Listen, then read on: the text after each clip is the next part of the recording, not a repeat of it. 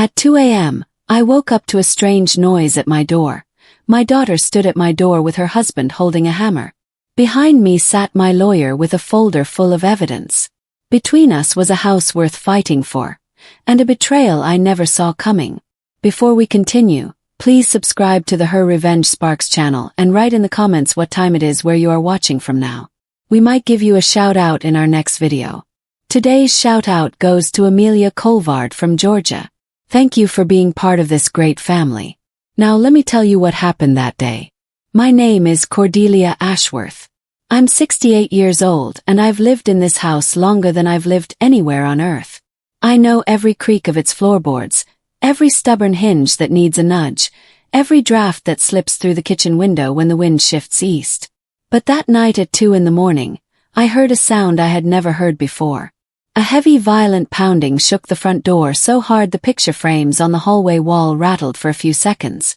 Still half asleep in the old armchair I inherited from my husband, I couldn't understand what was happening.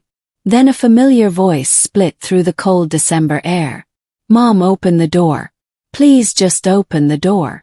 It was my daughter, Bryn, my only child, the one I had once carried into this house asleep on my shoulder after long shifts at the sewing shop.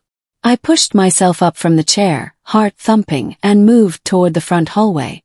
Before I reached the door, another voice cut in, sharper, angrier, a voice that had grown stranger to me with each passing month. "Cordelia, open it now."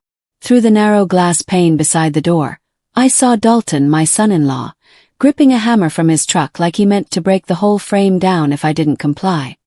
His eyes were wild enough to make me step back. Bryn stood behind him, shaking, clutching a stack of papers to her chest as if they were a lifeline. Inside the house, the warm kitchen light spilled into the hallway. Estelle Garrison, my oldest friend and a retired attorney, sat at my table with a thick folder in her lap. Jericho Tan, the young lawyer she trusted, leaned forward when he heard the pounding. Estelle's voice was steady, almost cold. "Don't open that door, Cordelia. Not tonight." I closed my hand around the new set of keys that lay on the console table, the metal still warm from where I'd been holding them earlier. And in that moment, standing between the house I built with my husband and the child I once believed would never turn against me, I understood that nothing about tonight was a misunderstanding. Something had broken long before this door ever did. The year Morris and I decided to build this house, money was tight enough to make our stomachs knot every time a bill showed up in the mail. We lived in a one-bedroom rental above a laundromat where the machines thumped until midnight, and the smell of detergent soaked into our clothes. Still, every Sunday after his bus route, Morris would drive us past a small patch of land at the edge of town, just a rectangle of dirt boxed in by 2 maples and an overgrown ditch. He'd pull over, rest his elbow on the steering wheel, and say it again like he always did. "Someday, Cordelia. Someday that'll be ours." I'd laugh and tell him he was dreaming too big for a man who ate canned soup 5 nights a week. But he never blinked at the hard parts of life. He just kept moving, kept believing, kept pushing us forward inch by inch, and by some miracle stitched together from overtime hours, extra sewing shifts, and a loan so small it barely covered the concrete slab, we finally bought that land. I'll never forget the first day we stepped onto it as owners. Morris carried 2 sandwiches in a paper bag, and I brought a thermos of coffee.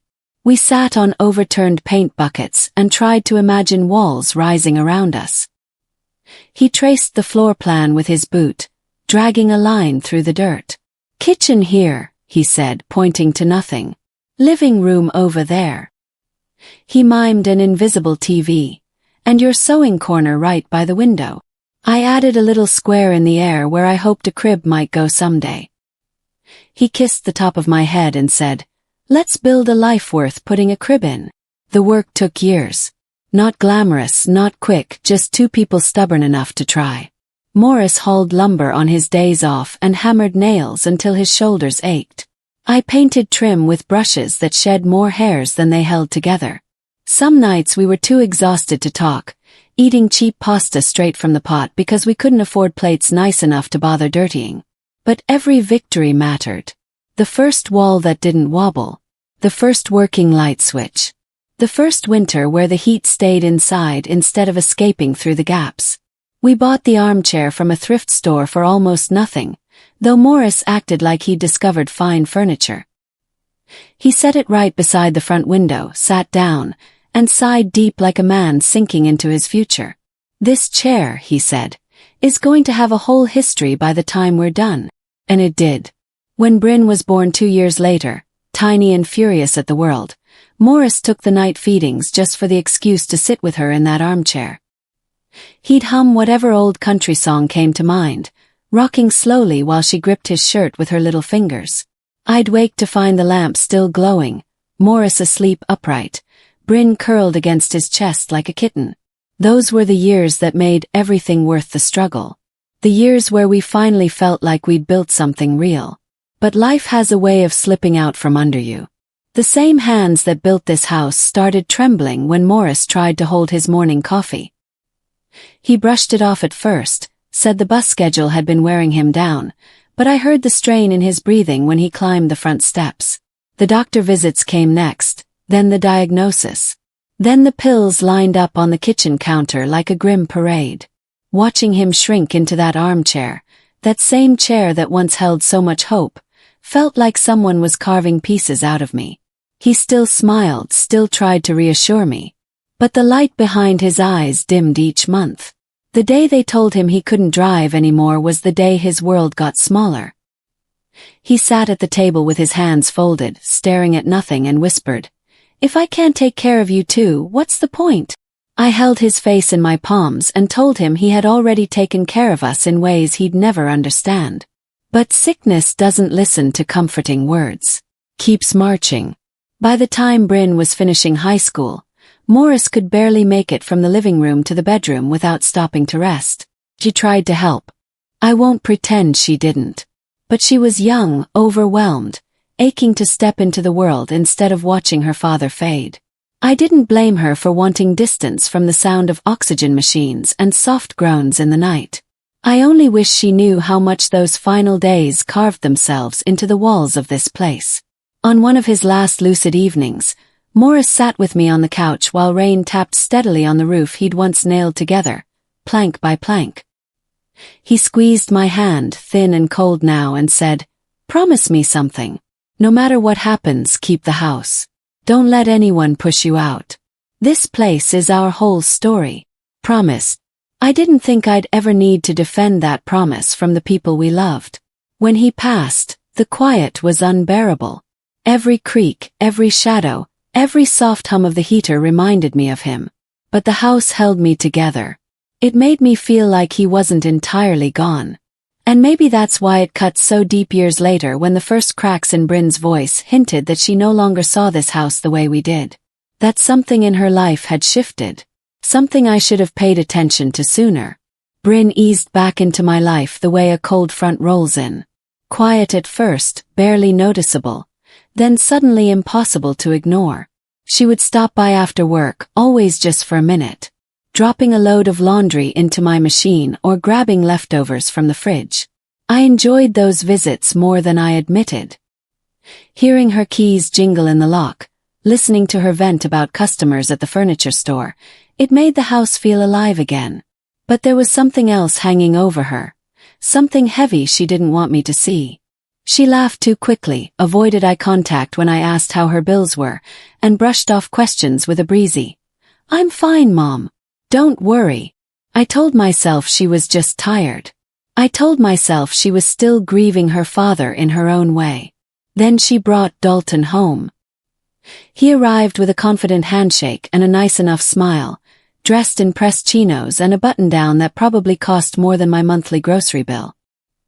He introduced himself as a paralegal at a small law firm in town, making sure to emphasize the legal part as if it were a badge. He spoke with a kind of rehearsed charm, the type that fills silence too smoothly. Still, he was polite. He complimented my cooking, offered to help fix a loose hinge on the pantry door, and called me Mrs. Ashworth, even after I told him he could use my first name. Bryn lit up around him in a way I hadn't seen in years, and that alone softened me toward him. If he made her feel safe, then maybe he was good for her. They married quietly the next year. Nothing extravagant, just a courthouse ceremony and dinner at an Italian restaurant Bryn had always liked. I helped pay for it, dipping into the tin box under my mattress where Morris and I used to stash emergency cash. It felt right at the time, like a small gift to nudge my daughter into her future. After the wedding, they moved into a cramped apartment near the freeway. Bryn tried to make the space feel cheerful, hanging thrifted curtains and placing a potted plant in the window. But every time I visited, there was tension humming beneath the surface, stacks of unopened mail, a leaky faucet no one had fixed, and the constant hum of traffic shaking the walls. Dalton blamed the rent hikes, the economy, the terrible state of the job market. Bryn just looked tired. One evening, while she folded laundry at my kitchen table, she blurted, "We're thinking of staying here for a bit, just until we catch up." She said it quickly, like ripping off a bandage. Just a few months. Dalton's hours got cut again, and my store is slow. I nodded even though my stomach tightened.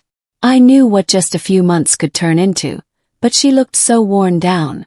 And the thought of her struggling while I had an entire house to myself felt wrong. I told her they could stay. They moved in 2 weeks later with boxes stacked to the ceiling of their car. First, it wasn't terrible. Dalton mowed the lawn without being asked. Bryn helped reorganize the pantry. We ate dinner together, laughed over old family stories, and for a while, it felt like I'd been given a second chance at having a full house. But small shifts began to show. Dalton started commenting on the house more than necessary, tapping walls with his knuckles, running numbers through his head aloud. "You could sell this place for a good amount, move into a nice senior community with an elevator and a gym. This house is a lot for someone your age." I forced a smile and said, "I wasn't planning to move." He dropped it then, but he kept circling back, always with a tone of concern disguised as helpful advice. Bryn began echoing him gently at first. "Mom, you don't have to keep taking care of a whole house. Wouldn't it be easier to downsize?" She said it while rinsing dishes, her back turned like she didn't want to see my reaction. I told her the house wasn't a burden. It was home, but the conversations kept coming. The suggestions slipping into every dinner, every morning coffee. Dalton started asking about my finances subtly at first, then with a push. "Who manages your accounts? Do you have automatic payments set up? You ever considered letting someone help? It just takes one mix-up at your age to get behind." At your age, the word scraped something sharp inside me. I caught Bryn watching me the way people watch a candle flicker, as though waiting for it to burn out. It hurt more than I let on. Then came the first moment I should have paid attention to. I misplaced my checkbook one afternoon, an honest mistake, shoved behind a drawer, and before I could even tell her I'd found it, Bryn whispered to Dalton in the hall, "She forgets things now.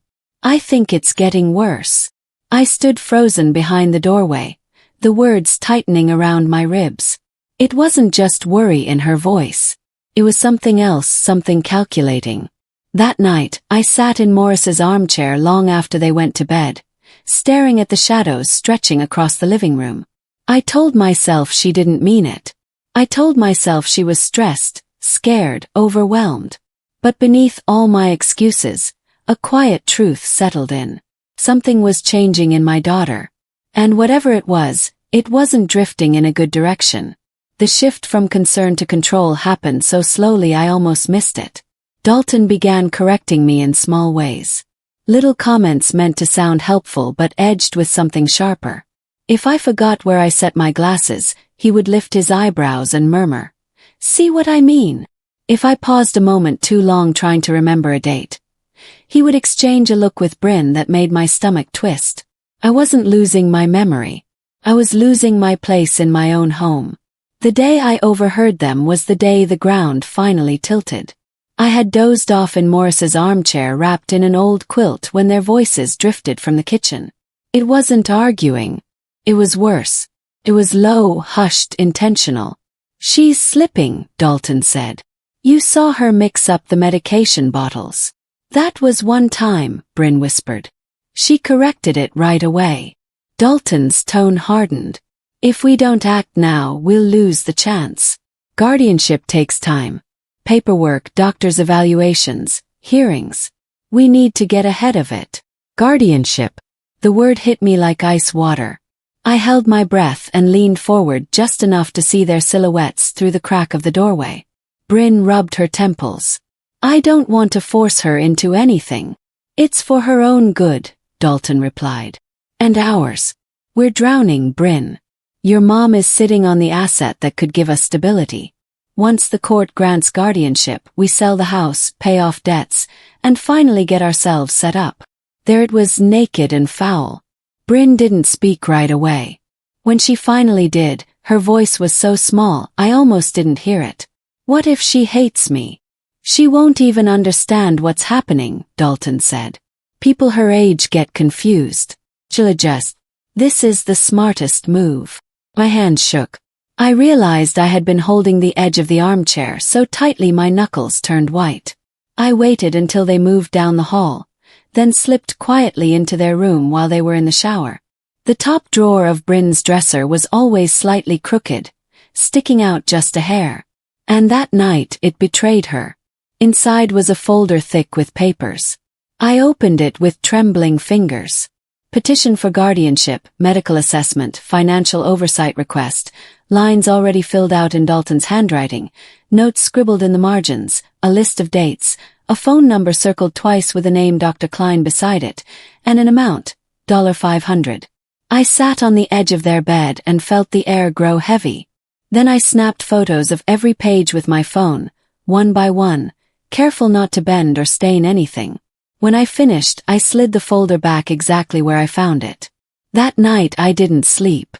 I sat in the kitchen with a cup of cold tea and stared at the shadows creeping across the tile floor. Morris's words echoed in my head. Keep the house, Cordelia. Don't let anyone push you out. Morning came gray and too soon.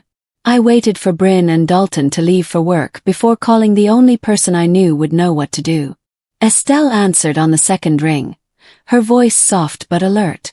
She listened without interrupting as I told her everything. When I finished, there was a long silence.